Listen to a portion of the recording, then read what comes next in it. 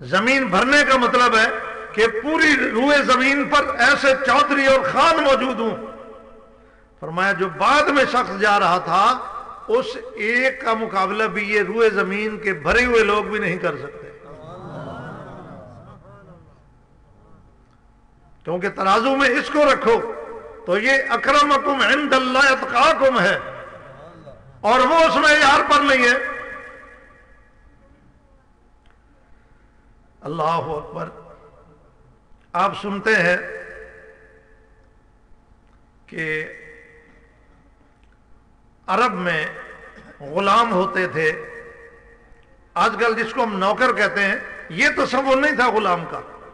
نوکر تو اپنا ملک بھی رکھتا ہے، اپنی مرضی سے شادی بھی کرتا ہے، تنخواہ لیتا ہے، ہماری مزدوری اور نوکری کرتا ہے. اس وقت جو غلام تھے اس کا معنی نوکر نہیں ہے.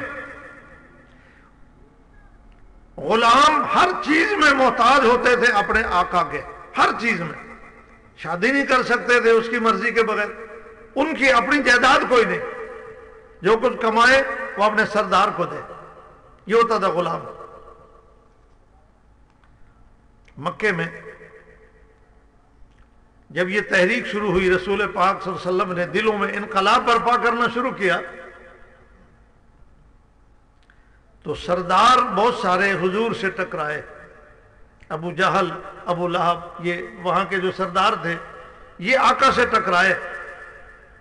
قرآن نے کہا کہ ان کے دلوں پہ تالے لگے ہوئے تھے، اس لیے ان کے دلوں میں انقلاب نہیں آیا.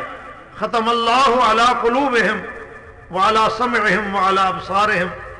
ان کے دلوں میں لگے ہوئے تھے تالے، تالا ٹوٹے تو انقلاب آئے. ان کے تو تالے تھے، یہ تو ٹکراتے رہے. لیکن کچھ اس شہر میں غلام رہتے تھے جو دوسروں کے زر خرید تھے، انہوں نے رسول پاک صلی اللہ علیہ وسلم کا کلمہ پڑھا اور آپ کی غلامی اختیار کی. تو اللہ کے نبی نے ان کے دلوں میں انقلاب برپا کیا.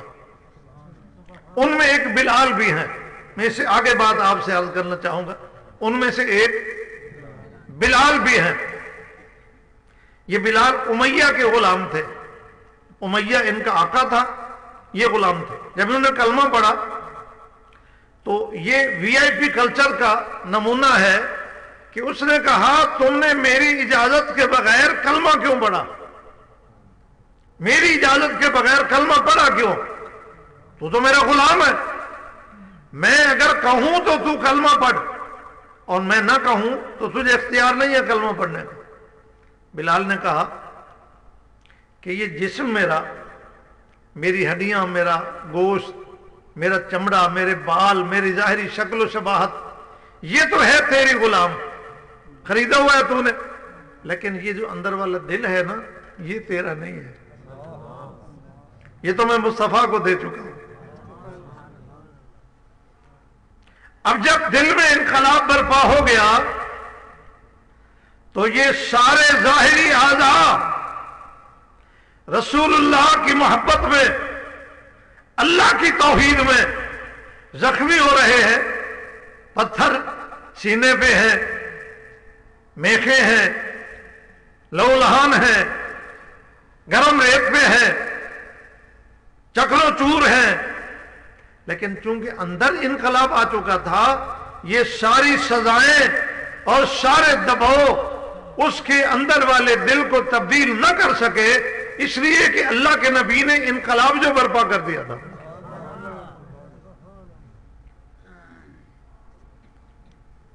پھر کیا ہوا؟ یہ جو غلام تھا یہ زمین پہ پڑا تھا، زمین پہ، یعنی اس معاشرے میں غلاموں کو مقام اور مرتبے کے اعتبار سے یوں سمجھیے کہ زمین پہ پڑے تھے. اللہ کے نبی نے ان کے دلوں میں جب انقلاب برپا کیا، ان کی اللہ سے یاری لگی، رسول اللہ کی غلامی میں پکے ہوئے، تو پھر اللہ کے نبی نے ان کو یہاں سے اٹھا کے آسمان تک نہیں عرش تک پہنچا دیا. اس کو انقلاب کہتے ہیں. آپ نے علماء سے سنا ہے کہ حضور جب معراج والی رات واپس تشریف لائے. معراج والی رات آپ نے جنت میں سیر فرمائی تھی اور جنت ساتویں آسمان کے اوپر ہے. بلال سے آپ نے پوچھا کہ بلال تو کون سا عمل کرتا ہے کہ میں نے تیری جوتیوں کی آواز جنت میں سنی ہے. بلال نے عرض کیا حضور کوئی خاص عمل تو مجھے معلوم نہیں ہے, ایک عمل تو ہے کہ جب میں وضو کرتا ہوں تو اس کے بعد 2 رکعت نفل پڑھتا ہوں. آپ نے فرمایا بس یہی بات ہے کہ بلال کو اللہ نے یہاں سے اٹھایا اور کہاں پہنچا دیا؟ 7 آسمانوں کے اوپر پہنچا دیا. بلال کو نہیں, بلال کی جوتی کو. کیا کہا میں نے؟ بلال کی جوتی کو, بلال کی جوتی کو نہیں, بلال کی جوتی کی کھٹ کھٹ کو. حضور نے جو فرمایا تھا یہ فرمایا تھا کہ میں تیری جوتی کی آواز وہاں سن رہا تھا. وہاں تو حوریں چلتی ہیں, وہاں تو فرشتے اڑتے ہیں, وہاں تو سونے چاندی کے محلات ہیں, لیکن بلال کی ٹوٹی ہوئی جوتی جو یہاں مکے کی سرزمین پہ چل رہی ہوتی تھی, اس کی کھٹکھٹاہٹ کو اللہ نے وہاں پہنچا کے وی آئی پی کلچر پر چھری پھیر دی کہ ہمارے نزدیک کسی کی مالداری, کسی کی چودراہٹ, کسی کی خانگی, کسی کا عہدہ, اس کی کوئی ویلیو نہیں ہے. ہمارے ہاں ویلیو اگر ہے تو بلال کی جوتی کی کھٹکھٹاہٹ کی ہے, اس لیے کہ اس کے دل میں انقلاب آ چکا ہے, اللہ کی محبت ہے اور رسول اللہ کا پیار ہے, تقوی کے اعلیٰ معیار پر ہے. جہاں سونے چاندی کے محلات ہیں وہاں بلال کی جوتیوں کی آواز بھی ساتھ ساتھ پھر رہی ہے. پھر اللہ کے نبی نے اپنے یاروں کو, صحابہ کو عجیب دل و دماغ میں انقلاب کی کیفیت عطا فرمائی کہ ایک دن مدینے میں ایک صحابی ہیں ابو ذر غفاری رضی اللہ تعالی عنہ. یہ سردار تھے اپنے قبیلے کے, غفار قبیلے کے. کلمہ پڑھا, حضور کی خدمت میں آئے. ایک دن بلال کو ایک ایسا جملہ کہا کہ جس سے بلال کا دل دکھا.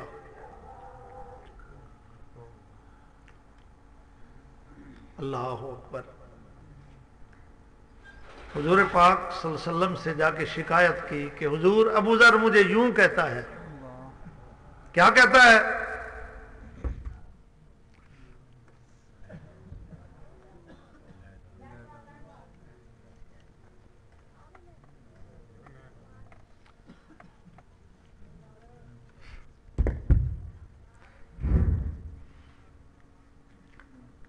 لائٹ آنے کی خوشی تو ہوتی ہے نا, جانے کا غم بھی ہوتا ہے. تو دنیا ہے ہی خوشی اور غم سے مرکب.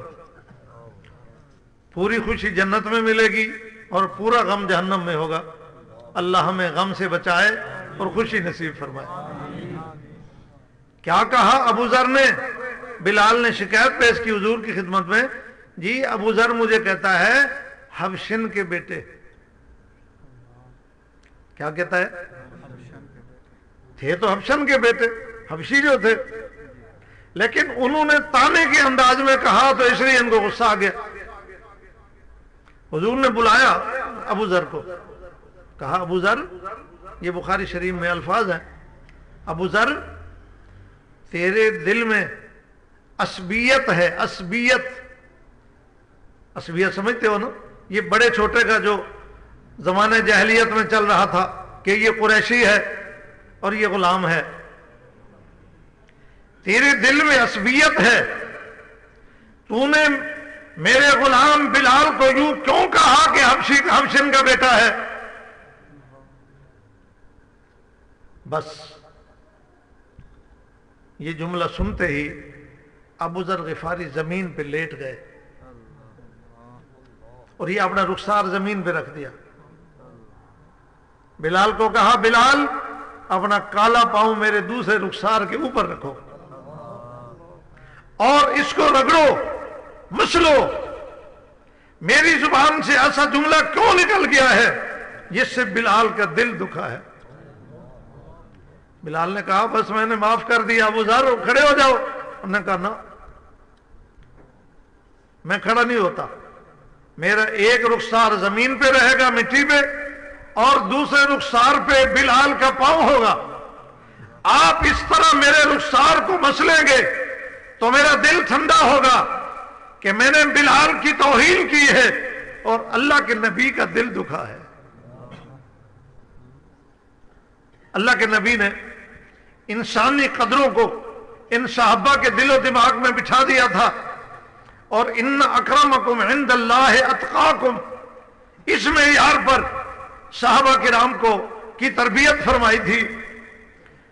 جب مکہ فتح ہوا ہے نا، رسول پاک صلی اللہ علیہ وسلم کے ساتھ 10,000 صحابہ تھے، جن میں شیخین بھی تھے، صدیق اکبر، عمر فاروق، عثمان غنی، حیدر کرار، عبداللہ بن مسعود، عبداللہ بن زبیر، حضرت زبیر، طلحہ، یہ بڑے بڑے صحابہ جو بڑے خاندانی بھی تھے، مقام اور مرتبے میں بھی بڑے اونچے تھے۔ ظاہر ہے خلفائے راشدین کا مقام سب صحابہ سے اونچا ہے، لیکن جب بیت اللہ فتح ہوا، مکہ فتح ہوا، بیت اللہ کی چابی منگوائی اور تالا کھلا، اللہ کے نبی اس گھر میں بیت اللہ میں سب سے پہلے داخل ہوئے، تو اپنے ساتھ صدیق و فاروق، عثمان و حیدر، طلحہ و زبیر، ان لوگوں کو لے کر نہیں گئے، اپنے ساتھ بلال کو لے کر گئے۔ میں یہ نہیں کہتا کہ بلال کی شان صدیق سے زیادہ ہے، شان تو صدیق کی زیادہ ہے، لیکن اللہ کے نبی نے اس مکہ کی سرزمین پر جہاں انسانی قدروں کو پامال کیا جاتا تھا، انسانیت کو تولا جاتا تھا پیسے کی بنیاد پر، قبیلوں کی بنیاد پر، اللہ کے نبی آج ان کو بتانا چاہتے تھے کہ یہاں اسلام میں، میری شریعت میں، میرے قانون میں معیار یہ نہیں ہے جو تم نے بنا رکھا تھا، میرے ہاں معیار ہے تقوی، میرے ہاں معیار ہے اللہ اور اس کے رسول کی محبت۔ آج میں اپنے ساتھ کسی بڑے قریشی کو لے کے نہیں جا رہا، آج میں بلال کو لے کے جا رہا ہوں، تاکہ مکہ کی سرزمین، یہاں کے رہنے والے لوگ دیکھ لیں کہ جس بلال کو یہاں میری اور اللہ کی محبت میں کوڑے مارے جاتے تھے، آج اس بلال کو اللہ نے کیا عظمت دی ہے کہ نبی کے ساتھ ساتھ بیت اللہ میں داخل ہو رہا ہے۔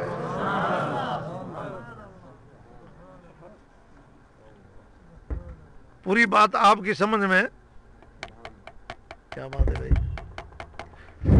پوری بات آپ کی سمجھ میں ابھی نہیں آئی۔ کیوں؟ اس لیے کہ بیت اللہ کا داخلہ آپ کے ذہن میں نہیں ہے کہ یہ کتنا بڑا مقام ہے۔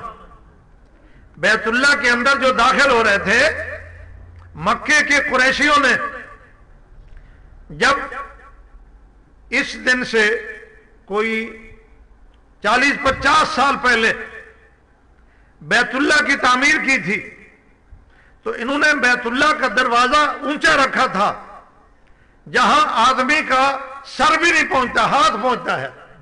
دروازہ تو زمین کے برابر ہوتا ہے، لیکن انہوں نے بیت اللہ کا دروازہ اونچا رکھا تھا، قریشیوں نے اس لیے اونچا رکھا تھا کہ اس میں ہم سردار ہی داخل ہوں گے، ہماری مرضی کے بغیر کوئی شخص داخل نہ ہو۔ یہ دروازہ اونچا اس لیے رکھا تھا۔ اللہ کے نبی صلی اللہ علیہ وسلم نے خواہش ظاہر فرمائی تھی کہ میرا جی چاہتا ہے کہ اس کو توڑ کر میں دروازے کو زمین کے برابر کروں اور پچھلی جانب بھی ایک دروازہ کھولوں، تاکہ ہر غریب امیر جو اللہ سے محبت رکھتا ہے، جو اس بیت اللہ کی طرف منہ کر کے نماز پڑھتا ہے، وہ اس دروازے سے داخل ہو اور پچھلے دروازے سے نکلتا چلا جائے، کسی کے لیے کوئی رکاوٹ نہ ہو۔ جو قریشی کسی بندے کو اس کے اندر قدم نہیں رکھنے دیتے تھے، صرف مخصوص طبقہ تھا جو اس کے اندر جا سکتا تھا۔ آج بلال جیسا غلام، اللہ کے نبی جو دونوں جہانوں کے سردار ہیں، اس کی قیادت میں اندر جا رہا ہے. سارے باہر کھڑے ہیں. بخاری شریف میں روایت ہے، عبداللہ بن عمر فرماتے ہیں کہ بلال جب باہر آئے تو ہم نے بلال سے پوچھا کہ بلال بتاؤ حضور جو اندر داخل ہوئے تھے کتنی نماز پڑھی اور کہاں پڑھی؟ کیونکہ تلاش میں رہتے تھے نا کہ حضور کا عمل معلوم ہو کہ آپ بیت اللہ کے اندر جو گئے ہیں کیا عمل کیا، کہاں نماز پڑھی اور کتنی پڑھی. بخاری شریف میں روایت موجود ہے، بلال نے بتایا کہ 2 رکعتیں پڑھی ہیں اور ان 3 ستونوں کے درمیان میں کھڑے ہو کر پڑھی ہیں. اس روایت سے معلوم ہوتا ہے کہ آپ کے ساتھ بلال تھا، ان بڑے لوگوں میں سے کوئی بھی نہیں تھا. جب نماز کا ٹائم ہوا، یہاں بیت اللہ کے سین میں کبھی اذان نہیں آئی تھی اس فتح سے پہلے، کیونکہ یہاں تو مشرکین کا قبضہ تھا. آج پہلی اذان بیت اللہ میں آ رہی ہے تاکہ جماعت کرائی جائے. اس جماعت کے موقع پر بھی اذان دینے کے لیے اللہ کے نبی خود بھی اس شہادت میں آگے بڑھ سکتے تھے. صدیق اکبر کو بھی آپ حکم فرما سکتے تھے، عمر فاروق کو بھی کہہ سکتے تھے، حیدر کرار کو بھی آپ اشارہ کر سکتے تھے کہ حیدر آؤ اذان پڑھو. لیکن ان پورے مجمع میں سے اللہ کے نبی نے بلال کو بلایا، فرمایا بلال آؤ آج اذان تم پڑھو. تم کہتے تھے اللہ سب سے بڑا ہے اور یہ مشرک کہتے تھے کہ نہیں، پتھر مارتے تھے، چابک مارتے تھے. آج آزادی کے ساتھ کھڑے ہو کر بیت اللہ کی فضاؤں میں کہو اللہ اکبر اللہ اکبر اللہ اکبر اللہ اکبر. عموماً اذان دینے کے لیے مسجد کی چھت نہیں ہوتی،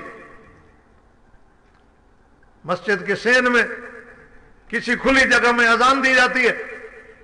لیکن آج اللہ کے نبی نے بلال کو حکم دیا کہ اذان دینے کے لیے بیت اللہ کی چھت پہ چڑھ جاؤ. بلال بیت اللہ کی چھت پہ کھڑے ہو کر کہہ رہا تھا اللہ اکبر اللہ اکبر. ایک قریشی کھڑا تھا پرلی طرف بیت اللہ سے، پرلی طرف سین میں، ابھی اس نے کلمہ نہیں پڑھا تھا. وہ بلال کو دیکھ کر کہہ رہا تھا ابا اچھا ہوا کہ تو آج سے پہلے مر گیا، تو نے یہ منظر نہیں دیکھا کہ بلال اذان دے رہا ہے بیت اللہ کی چھت پر. اس سے آپ اندازہ کریں کہ ان لوگوں کے ہاں یہ وی آئی پی کلچر کتنا تھا کہ بلال اذان دے رہے ہیں بیت اللہ کی چھت پر. بیت اللہ کے اندر بھی ہم اسے نہیں آنے دیتے تھے، جا کے چھت پر آئے کھڑے ہو کر اللہ کی توحید بلند کر رہا ہے.